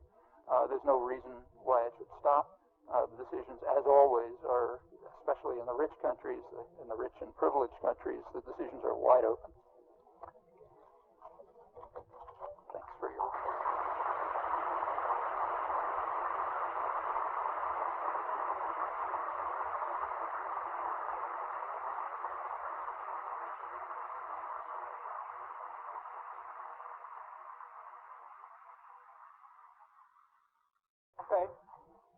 chance to fight back. Oh, there are two mics back there. Nope. Ah, good. Things are looking up. I see two mics, so I'll just switch. Yep. Thank you so much for this very enlightening presentation. I've totally enjoyed it. However, I have a question, or maybe try to raise something I thought was omitted in your presentation, especially in the light of America's support of last week's bombing of Lebanon, which continues to today, and by Israel, the destruction of its infrastructure, the wounding of civilians. So I'm just wondering, how come in your big humanitarian missions of America, you don't mention Israel's or America's support of Israel and Israel's policies that maybe the New York Times does call civilizing indigenous people of Southwest Asia, but that we really feel there as being extermination. So I'm just making a small proposal. Why not adding next to Bolshevism, Nazism, and corporatism as the tyrannies of this century, yes, adding Zionism? I don't think so. Zionism is just another form of nationalism, and if we add that, we add every other nationalism too. So I don't really agree with you on that, but I think your other point is exactly right. In fact, it's kind of like on the tip of my tongue all along, but I didn't want to get into it because it takes so much time. But that's a perfect example of atrocities going on right under our nose that continue because of U.S. support and that nobody cares about. I mean, remember, let's take notice what's going on in Lebanon. Here's a kind of thought experiment. Imagine the following. Suppose that Israel, not Lebanon, not its forces in Lebanon, but suppose that, say, in the Galilee, northern Israel, there was a guerrilla force operating, Palestinian guerrilla force operating, that had taken over, say, 40% of Galilee, that was killing Israeli policemen, Israeli civilians, abducting Israelis, abducting Palestinians who weren't cooperating, openly supported from Syria, arms pouring in through Syria. How would Israel respond? It would respond in a way which would make Milosevic look like like Mahatma Gandhi. I mean, nothing like that happened in Serbia. Nothing. And Syria would be lucky if it didn't get nuked if that happened. Now let's look at what actually is happening. What actually is happening is that Israel invaded Lebanon in 1978. The United Nations immediately, unanimously, the Security Council ordered them out in March 1978, Resolution 425, ordered them out forthwith and unconditionally. And that made exactly as much difference as the Security Council ordering Indonesia out of East Timor 3 years earlier. We don't have the internal records now, but the facts are that the United States wanted things to turn out as they did, and therefore acted to render the United Nations utterly ineffective in anything it might do. So Israel's still there, and that's considered legitimate. It has been driven out of most of Lebanon by what is called in the West terrorism, would be called in the rest of the world resistance. Resistance to occupation drove Israel out of most of Lebanon, but it kept the southern border. This has absolutely zero to do with protecting northern Israel. I've written a lot about this if you like, but if you go through the record, this has had nothing to do with any threat to northern Israel. The threat to northern Israel consistently, like not 100% of the time, but close to uniformly, is the result of Israeli actions against civilians in Lebanon.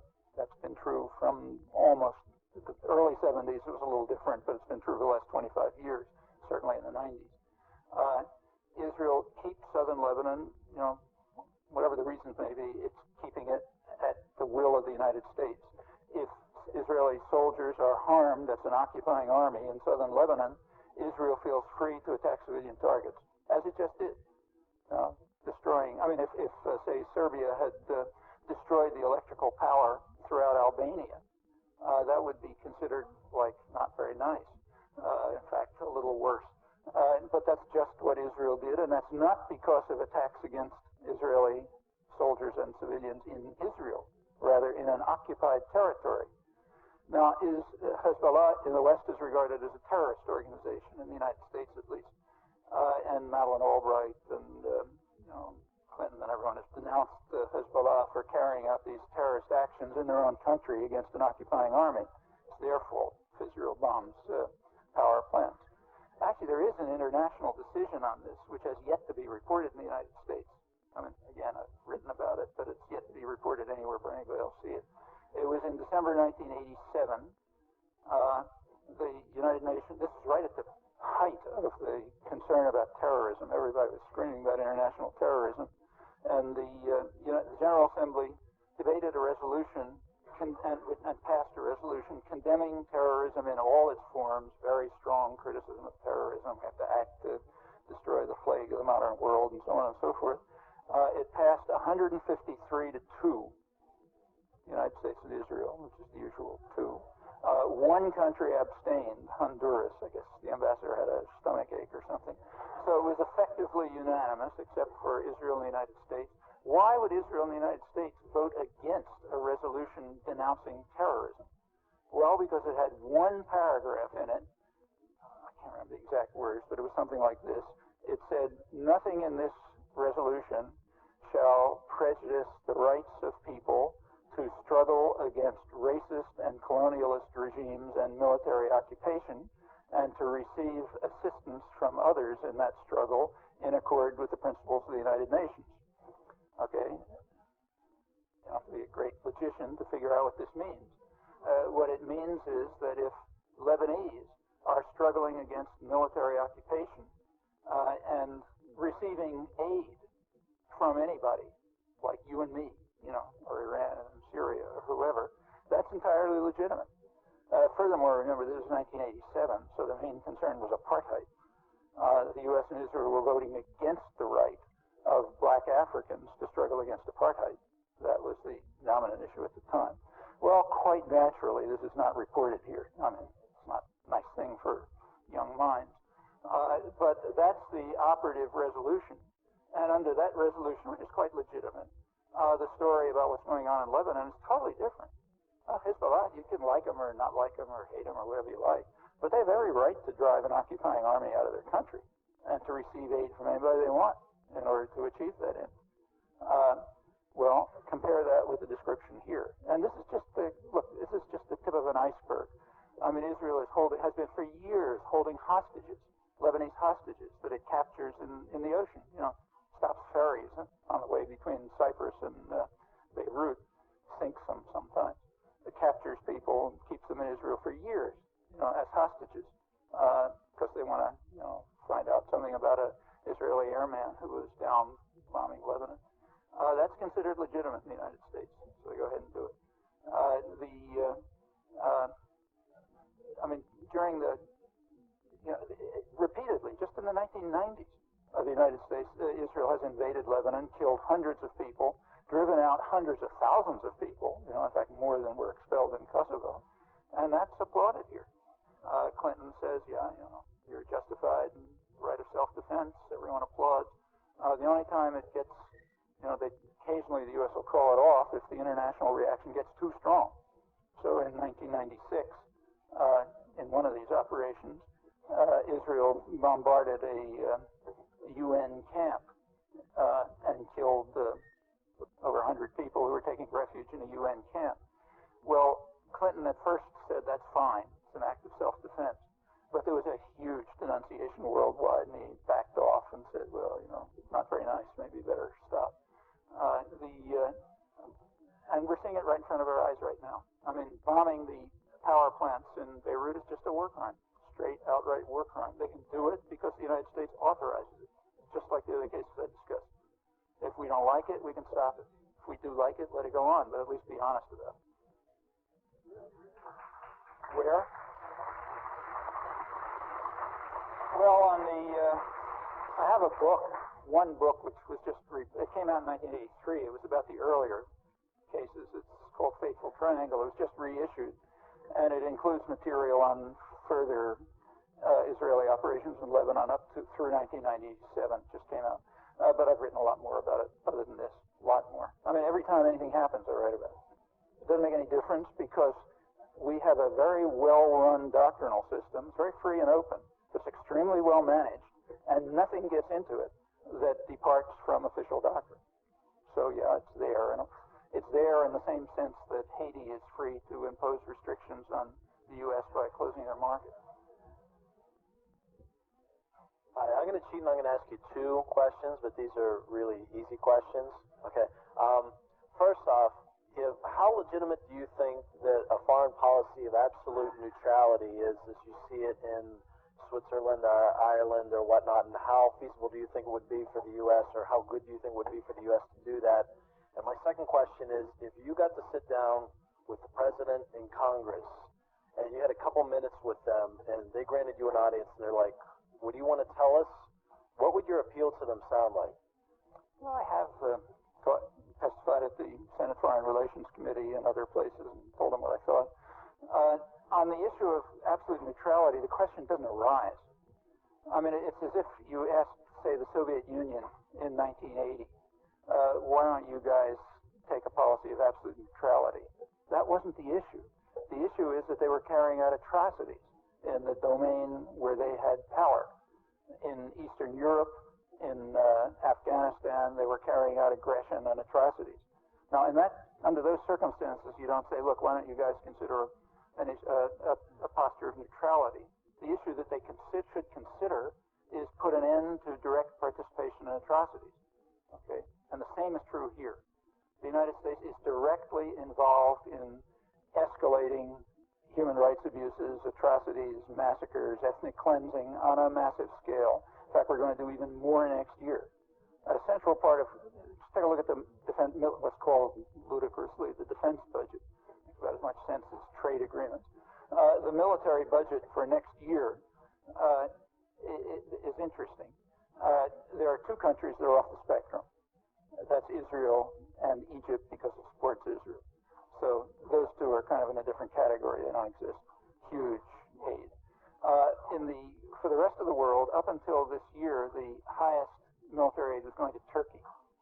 Turkey is within NATO, of course. And the reason it was going to Turkey was because we had to provide Turkey with advanced armaments and military training so that they could carry out some of the worst ethnic cleansing and atrocity of the 1990s inside Turkey, inside NATO, namely in Kurdistan. Okay, but with our help, millions of refugees and so on, that's more or less been taken care of. So now Turkey's been bumped down in the list, and it's been replaced by Colombia. Colombia has the worst human rights record in the hemisphere in the 1990s. Not so much because Colombia got worse, but because atrocities elsewhere declined. And accordingly, almost predictably, it's been the leading recipient of U.S. military aid. Even the State Department says that around, I think 80% of the atrocities are due to the paramilitaries who are tightly linked with the military. But the aid is not going to go after them. It's going after the guerrillas. Okay? This is under the pretext of an anti-drug war, but it's very carefully focused. It has nothing to do with drugs. You can see that by the fact that the major drug-producing areas are omitted. And the reason is they're under the control of the paramilitaries and the military, so you don't go after them. This is a straight counterinsurgency war. Its effects will be to undermine whatever possibilities there may be for a peaceful resolution of an extremely difficult conflict. That's next year. That's $1.6 billion as Colombia moves up to the top, and you'll see plenty of more atrocities. Well, under those circumstances, the question, what about being neutral, doesn't arise. I mean, the first question that arises is the Hippocratic principle. First, do no harm. Okay? When you've gotten as far as doing no harm, then you can raise the question about, is there a way to do good? Well, yeah, I think so. Like, I don't think a policy of neutrality would be correct. I think we should be engaged in the world, but not in a way which does harm. One question about, you were saying about Colombia. Do you think that that's the reason why Congress declined? What you were saying about our policy toward them is why Clinton declined to give Pastrana the $7 billion that he wanted to fight the insurgencies and whatnot? He didn't. No, that's not what's going on. I mean, Pastrana has been trying to move towards some sort of peace negotiations. This will undercut them. I mean, he's mixed, but the main part of Pastrana's policy, and it's a good one, and you just saw it the last few weeks in Sweden, where the Colombian government and the guerrillas carried out meetings, is to try to develop some kind of a peaceful settlement, which will require dealing with the underlying socioeconomic issues. It's not an issue of drugs. This is an issue of, you know, miserable conditions in a rich country, which we have a lot to do with, incidentally, going back to the 1950s. And one reflection of that is major atrocities and guerrilla activities. There have been attempts to open up the political system. In the 1980s, the Colombian government did allow a political party to function. Within a couple of years, 3,000 people in it had been murdered, including its presidential candidates, its mayors, you know, and so on. Okay, end of the political party. It's a rich country, and it has incredible poverty. I mean, large parts of the country, like the parts where the guerrillas function, have never really been part of Colombia. Like, there's no roads, anything. There's big problems there, and they should be dealt with, and we could be giving aid to deal with those, but we're not. And again, the cover is a drug war, but two problems with that. For one thing, what's going on has nothing to do with drugs. And secondly, even if it did have something to do with drugs, that's not our business. Like, for example, if China decided to bomb North Carolina and defumigate it because North Carolina happens to be producing lethal drugs that are killing literally tens of millions of people in China, that would not be considered legitimate. Okay? That would not be considered legitimate. If the United States wants to deal with the drug problem, the place to deal with it is here. And it's also known very well how to deal with it. I mean, well understood that the way to deal with it is not by military action or by punitive action, but by remedial efforts. You know, educational programs, eliminating the pathogenic causes in the society for the use of drugs. That's the way to deal with it. Study after study has shown that. Every criminologist will tell you that. And that's not where the money's going. It's going for other things. It's going to imprison the population, the poor population, mostly black population, and to kill peasants in the third world. It's not a policy that has to do with drugs. And as I say, even if it were, it would be illegitimate. Just like Chinese bombing in North Carolina would be illegitimate.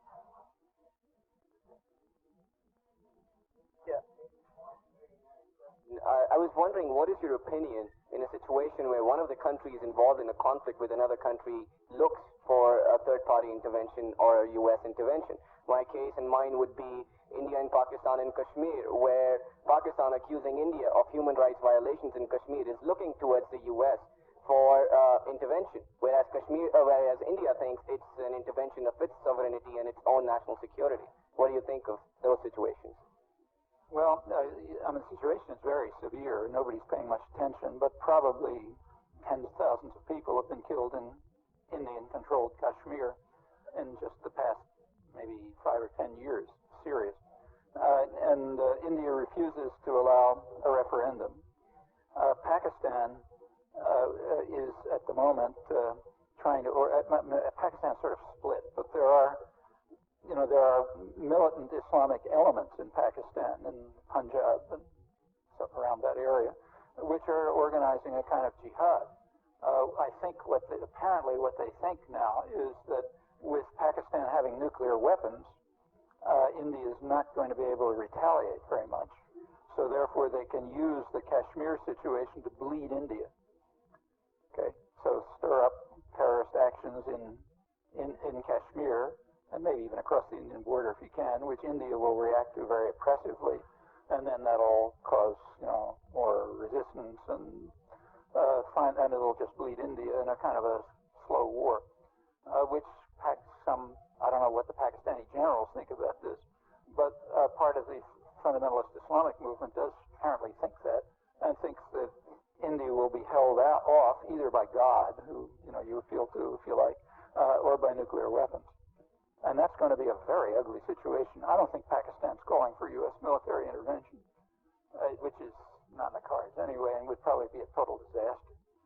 Exactly what ought to be done in Kashmir is not simple to say. I mean, I know what I think.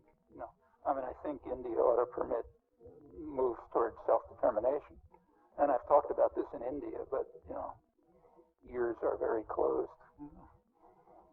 think, and in fact, there are efforts among Pakistanis and Indians to try to, create some sort of interaction and, on this issue. Some of those efforts are going on right here, in fact, which is a good move, but it's really small.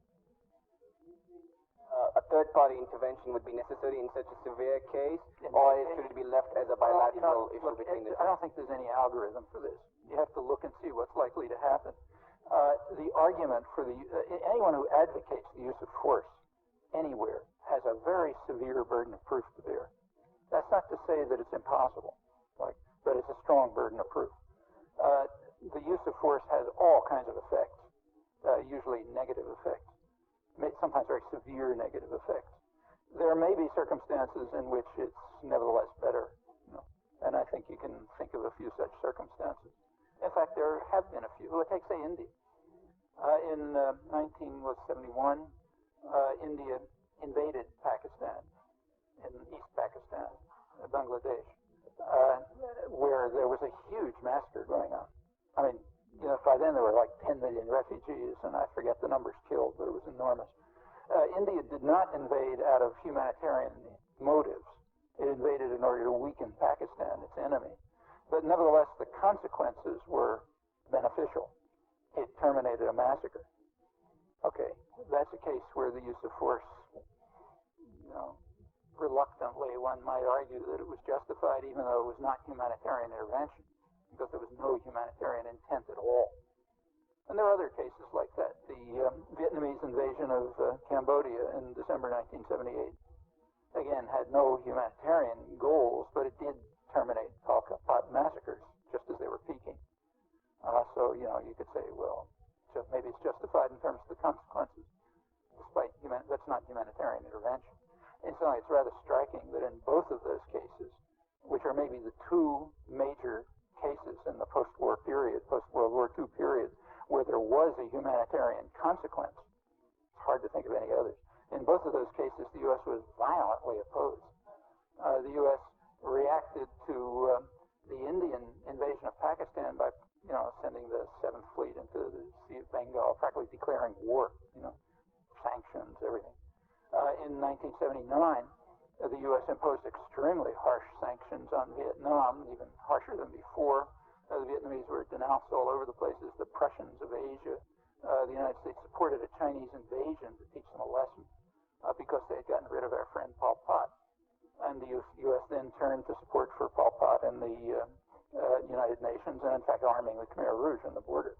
That was the reaction, which gives you another indication of the attitude toward humanitarian intervention. Incidentally, notice that in both of those cases, the United States was acting with China. Right? In 1979, it was supporting a Chinese invasion. In 1971, the reason for the hostility main reason was that the Indian invasion was kind of screwing up Kissinger's hopes for a nice photo op when he went secretly to China from Pakistan. In 1975, however, as I said, Moynihan was arguing we had to support Suharto because China was supporting the guerrillas, which wasn't true. But just notice how the Cold War issues enter. This is rather typical. Now, it's China all the way through, but in two cases, 1971 and 1979, we have to do something. We have to support atrocities to improve our relations with China. And in 1975, we have to support atrocities because China might be involved on the other side. That's the way the Cold War works. It's just a cover for policies that you want to carry out anyway, overwhelmingly. And that's a clear illustration of why nothing changes. But going back to your question, yeah, you can imagine cases where where the use of military force might be legitimate. In most cases, it really isn't necessary. Like to call off the atrocities in East Timor, it was enough to stop participating. To call off the atrocities in Turkey, remember that's within NATO, not across its borders. There was no need to bomb Ankara. There was no need for sanctions. Just stop participating. That probably would have done it. And probably the same is true in Colombia. If the U.S. were to support the peace efforts instead of sending in arms to undermine them, that might mitigate at least the atrocities. If we were to carry out socioeconomic programs which would overcome the extreme poverty and starvation and misery in this rich country, yeah, that would help too. So there are plenty of things you can do. I mean, I don't think, like, I'm not a committed pacifist. I can imagine times when the use of force might be legitimate and even is. But it's pretty hard. And it takes a strong argument. It's kind of striking that arguments are never given. So just as an experiment, there's a huge literature on Kosovo. Huge. Try to find some argument, any argument, no matter how weak, saying that it was right, showing why it was right to bomb. I mean, I've read everything I can find. I can't even find a hint of an argument, except just by lying about the facts, saying, like I quoted, saying we had to bomb to try to stop ethnic cleansing, which followed as the predictable effect of the bombing. Professor, when you were on public radio. Oh, are there more? I didn't see the mics back there. Okay. Yeah. You spoke about Suharto and Saddam Hussein being a U.S. kind of guy, and then they lost U.S. support. I'm sorry, I didn't hear the beginning. Okay. You spoke about Suharto and Saddam Hussein being a U.S. kind of guy, but then they lost U.S. support because of their misdeeds.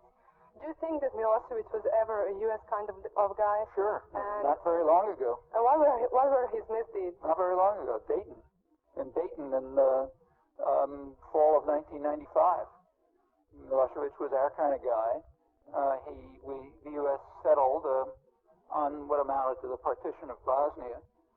Actually, something that Tudjman and Milosevic had agreed on in 1991. Two of them are peas in a pod. It's kind of what the U.S. wanted at that point. It imposed the partition. It totally sold out the Kosovars. In fact, that was the main reason for the rise of the Kosovo Liberation Army. They were totally sold out. They weren't even invited to Dayton because the U.S. was making a deal with our kind of guy, Milosevic. His misdeeds. Why did he lose the U.S. support? Because he was disobedient. Well, it's more than that. I mean, if you look over Europe, I mean, whatever you think about Serbia, and hate it, love it, whatever you think, it is the only part of Europe which has not subordinated itself to U.S. domination. And that, entails virtually, it's got to go. I mean, the only question is the conditions. If you don't mind, we'll have. Well, let's try over there. This whole dynamic that you have so exquisitely described as the expansion of colonialism and supported by things like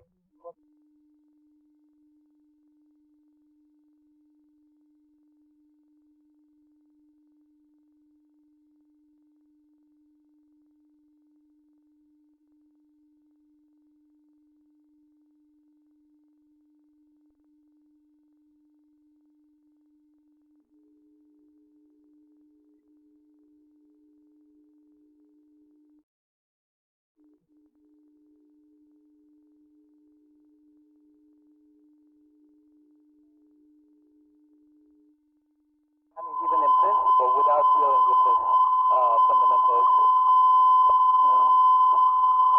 Long before the rise of corporations, in fact, in 1792, when James Madison, who was the main framer of the Constitution, he designed the constitutional system was designed mainly by Madison, so that what he called the wealth of the nation, the more capable class of men, would run the country, and everybody else would be more or less fragmented. Thought that would be a good idea. By 1792, he was having second thoughts. Madison was pre-capitalist and anti-capitalist, like Adam Smith, and he assumed that the wealth of the nation would be what he called benevolent aristocrats and enlightened gentlemen, who would work in the public interest, like the mythical Romans that he was reading about. Well, within a couple of years, he discovered that's not true. They're just money-grubbing bastards who are going to get whatever they want. And he warned that the country was going to fall apart. He already described the rising business classes as what he called the tools and tyrants of government. Tyrants because they can make it do what they want, and tools because the powerful state will use them for its purposes. That was 1792, and he wasn't far from wrong. And at that time, it was, power was very dispersed. Very dispersed by modern standards, in fact, by any standards. Through the century, it became more concentrated.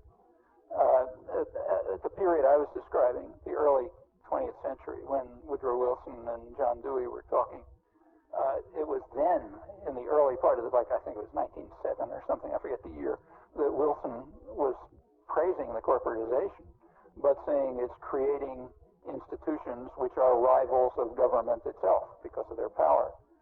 John Dewey, a few years later, was describing, his evocative phrase was that politics is the shadow cast by big business over society. I mean, this is like 80 years ago, no corporate funding, I mean, this just has to do with the distribution of power. It's gotten much more extreme, of course, but that's because concentration of power has gotten more extreme, and the modalities of control and domination have gotten more extreme. So if you take a look at, say, the last election, 1998, congressional, about, I think, 95% of winning candidates outspent their opponents. And the funding was almost entirely, overwhelmingly business. Now, I think it'd be a nice idea to get rid of the, all the techniques for soft money funding of candidates. But if you want my firm belief, it is that it wouldn't make any difference. In fact, my main reason for thinking that this is a good idea is that it'll help people understand that those aren't the problems. Because when you put Band-Aids on those problems, you're still going to be faced with the concentration of power. And that's the problem. There are all kind of other ways to get around these restrictions. And furthermore, you got this virtual parliament, which holds a veto power over policy by design, not by laws of nature. You can't talk about such examples as the Philippines and Cuba without taking general picture, which is this is a capitalist system. And I mean, this is what capitalism is all about, what imperialism is all about. When capitalism outlives its borders, then it seeks new markets, and that's what the U.S. has been doing. It's not like a few bad guys, a few bad intellectuals, but it's the entire system here. And as long as there's capitalism, there will always be war. And in capitalism, youth, blacks, workers will never have a chance of becoming educated or a chance of surviving, actually. I mean, in capitalism, everybody's an extinct species, pretty much, except the capitalists themselves. And such basic demand... Did you have a question? I mean, I don't know what this is supposed to mean. Yeah. Is this Spartacus League? Yes, it is. Okay. Then I think everybody knows the line, so we don't have to listen to the rest. Could you get to the question? Yeah. Okay, could you get to the question? It's not fair to everybody else to make speeches. Okay, let me cut to the point here. I mean, workers have the power to lead a revolution, and I mean, you mislead people by saying that you have reforms and so forth, but then you take the UN, for example, the fig leaf, and say that everything which the UN does makes it better. I mean, is there a question? Everything up to from Korea, up to Iraq, up to Starvation blockade. Is there a question? Which you supported in 1991, or? I didn't catch the question. I don't think it's not. Look, it is not fair to everybody. I mean, look, if you want to be a dictator, you can hold on to the mic, okay? If you're interested in letting people have their rights, ask a question like everybody else, okay? Ask a question like everybody else, and then we'll go on. If you want to make a short statement, fine. Make the short statement, and then we'll go on. Did you support sanctions against Iraq in 1991, I guess? No. I didn't support them then, and I don't support them now. I do support efforts to stop Iraq from military production, but I supported that in 1985. When you were interviewed on public radio during the bombing of Yugoslavia, the person who was interviewing you was expressing righteous indignation, and you were trying to describe the situation, and he kept saying, "But what about the poor Kosovars?" He was tremendously upset. About a few weeks later, he was talking to an expert on Turkey, I believe it was the same person, and the policy wonk said, he said, what about the Kurds? The announcer said, well, what about the Kurds? And the guy said, it's what the Turks do, and he went, oh, I see. Well, you see, I think the question, what about the Kosovars, is the right question. And I think we were acting in such ways to make their situation far worse. Let me repeat, we now have the documents, so you can test. It's being kept very quiet, but there is now a public documentary record from NATO, from the monitors, who are all over the place, from the human rights groups, from the OSCE, the Kosovo Verification Mission monitors, and I was giving you a few remarks from their reports, but that's what it is. It was ugly and stable ugly. 65 people killed in the 2 months prior to the bombing. Well, after that it got a lot worse. As soon as the monitors were withdrawn and the bombing began, predictably it got a lot worse. So if you're worried about the Kosovars, then we were making the situation as rotten as possible for them. Well, my question would be this: was the U.S. motive, you just alluded to it, was that the Yugoslavs, Milosevic was a renegade because he wouldn't bow to the U.S. line, which would apply also to Iraq, I presume. But how do you calculate? How do you calculate Motive? the motive and the extent of the atrocities that the U.S. is perpetrating? I'm trying to. Well, look, here we're really so far it's been kind of at least facts as much as I can find them. But this is now speculation. Like what's in the minds of people and what are their plans when we don't have any internal documentary record. Okay, so you can only speculate. My speculation is that of the two arguments they were giving publicly, one was accurate. One argument that they gave constantly, Blair, Clinton, everyone, is we have to stop ethnic cleansing. That can't possibly be accurate. They were acting in such a way as to instigate ethnic cleansing, so that can't be the reason. The other argument they gave is more plausible. We have to maintain credibility. Okay, now what's credibility? Well, they talk about the credibility of NATO, but you have to decode that. Credibility of NATO does not mean the credibility of Norway, okay, or Belgium, right? Nobody cares about that. Credibility of NATO is a code word that means credibility of the United States, and it's attack dog, Britain, which is hardly a country anymore, but it's a big military force, nothing much else. So you have to maintain the credibility of the big boss and its attack dog. Well, what does credibility mean? That's simple. Ask any mafia don. They'll explain to you what credibility means. If somebody in your territory decides is late in paying protection money, you don't just go collect the money. You make an example of them because you have to maintain your credibility. So everyone else is terrified as well. And that is the public U.S. stance. I have a book about this which came out a couple months ago in which I quoted Clinton-era strategic planning. And it's very interesting. It's been on the public record for 2 years. Never reported. And its basic stand is we have to terrify the world. We have to rely on, a lot of quotes there if you want to look. We have to rely on nuclear weapons because that frightens people. Our stance has to be first use of nuclear weapons even against non-nuclear powers that have signed the Non-Proliferation Treaty, explicit. And we have to maintain a national persona of being irrational and vindictive, quoting, because that's going to keep people off balance. Okay, that's the way you maintain credibility. New military humanism came out a couple of months ago. One of the last chapters quotes a lot of this stuff. And it makes a lot of sense. If you want to frighten the world, that's the way to do it. In this case, I think there were other ancillary reasons, probably. So, suppose that it's in retrospect, it's rather clear that there were diplomatic options. In fact, the outcome turned out to be a compromise between the Serb position and the NATO position. So there's every reason to believe it might have been reached before the bombing. But a diplomatic solution would not help U.S. power. A diplomatic solution would leave Europe in charge. The U.S. has no particular advantages in the diplomatic sphere. The big plus, the place where the strong cards for the United States and England are violence. In that they're just overwhelmingly powerful. And moving something to NATO means it's U.S. run. And it subordinates Europe to the United States, at least temporarily. I suspect that was a reason. There are a lot of U.S.-Europe conflicts going on sort of in the background. So that may have been a reason. And kind of a continuing reason, and one which will continue, is that Serbia has simply not subordinated itself to this system. And that means one or another issue is going to be discovered to undermine it.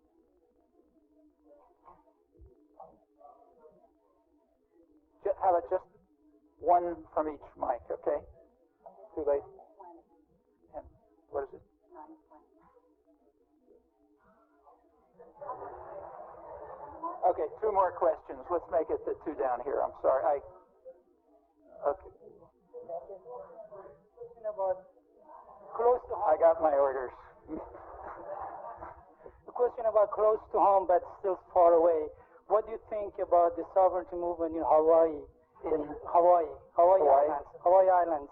Should it be independent or should it be nation within nation or whatever they are trying to achieve? I would like to. Thanks. Well, it's up to the Hawaiians. I mean, it's a tricky situation. Most of the Hawaiians are dead. They were eliminated, like most of the native population everywhere. Hawaii was conquered at the same time, the same period I was talking about. The Cuba, Philippines conquests included Hawaii.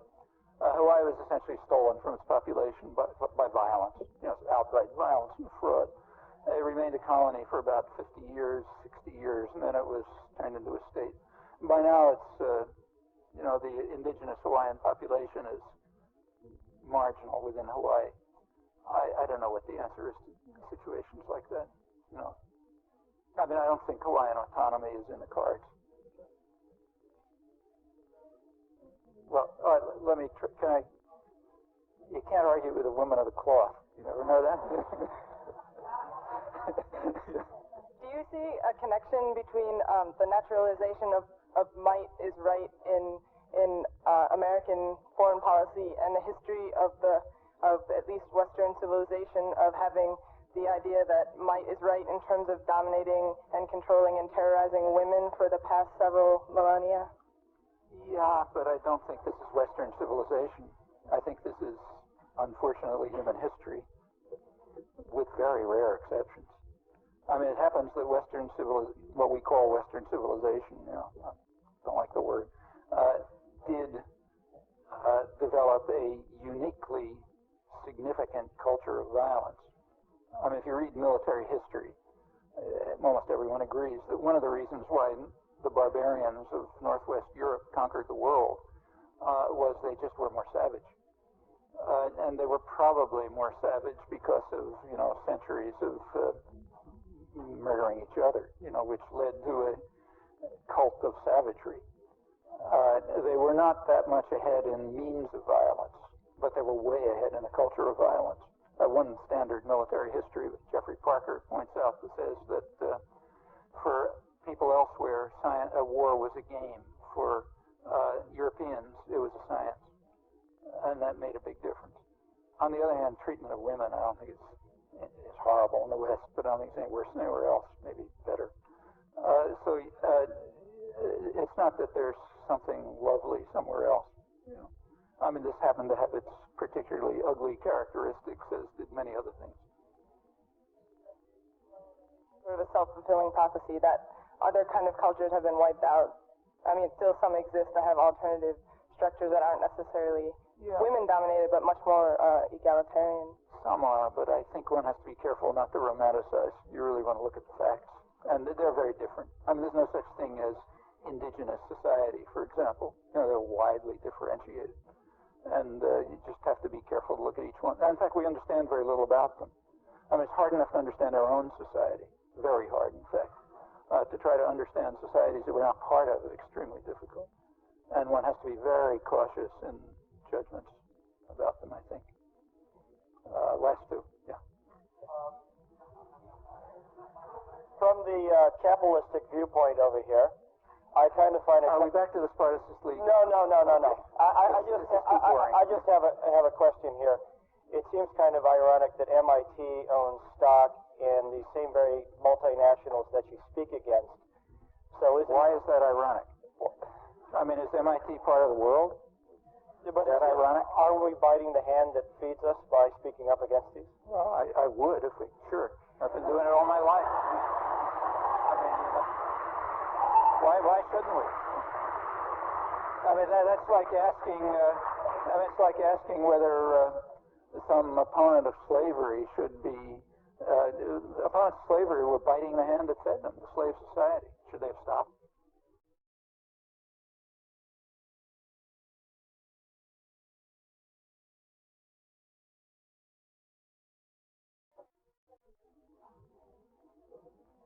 You don't have to be grateful to oppressors.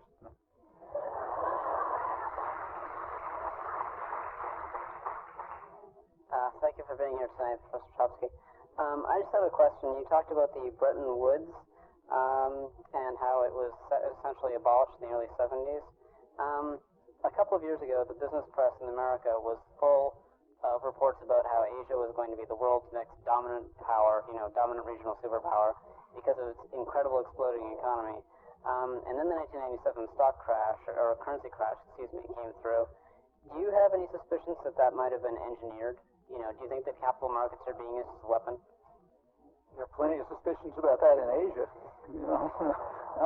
In fact, it's a widely held belief in much of Asia that this was engineered. Whether it's true or not, I don't know. But, there's certainly evidence for it if you want to make the case. So, for example, in, I think, 1996 or so, or 97, when the thing, it was beginning to be clear that there were problems, and Japan proposed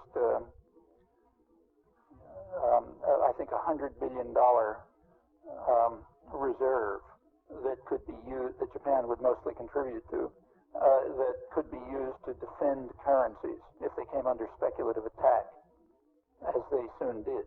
Remember, this was a market failure. It was a huge market failure. The economies came under speculative attack which was possible because of the liberalization of financial markets. Japan had proposed, I think it was $100 billion, which, nobody really knows, but, many Asian economists think this might have been enough to withstand the speculative attacks. The U.S. shot it down, would not permit it. Probably, I suspect, because it didn't want Japan to be too influential in Asia. And this would be a Japan-based system. Anyhow, that kind of evidence certainly could be used and is used by people who think that maybe it was planned. If you want my personal opinion, I don't think so. I think financial markets are too erratic and irrational, what's called irrational, for any planning to go on. That's one of the reasons why there are no models for financial markets. If you go to the economics department, they talk about financial markets, but anyone will tell you that there just aren't any models. In fact, random walk models work just about as well as anything else. And the reasons are kind of understood. There's information failures and there's herd behavior and so on and so forth, and they just kind of go amok. So planning of that kind would probably not have been possible, I suspect.